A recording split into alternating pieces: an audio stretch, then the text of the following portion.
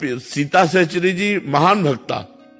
एक वो जब जाती थी तो एक सामान लेने तो एक दुकानदार गलत दृष्टि से, रानी थी, पहले रानी थी तो कोई साधारण थोड़ी, अनुपम रूप, और फिर अब भजन में लगी थी तो और रूप प्रकाशित, तो गलत दृष्टि करता।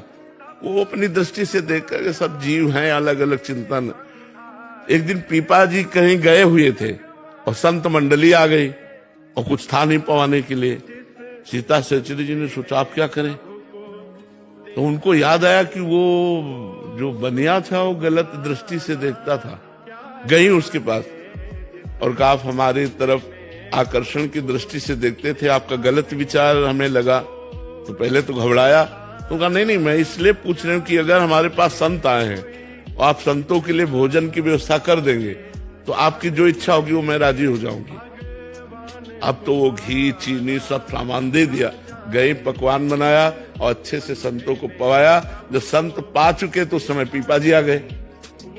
पीपा जी ने सीता सहचरी से पूछा हमारे पास तो कुछ था नहीं, संतों को क्या पवाया? तो उनका अपने को बेचकर। पीपा जी के आंसू आ गए। उन्होंने कहा धन्य है जो तुम्हारी जैसी हमको मित्र मिली, पत्नी मिली। अब बैठो हमारे कांधे पे, मैं तुम्हें ले चलूंगा उसके पास। और उसकी दुकान के पास गए, उतर गए और कहा जाओ।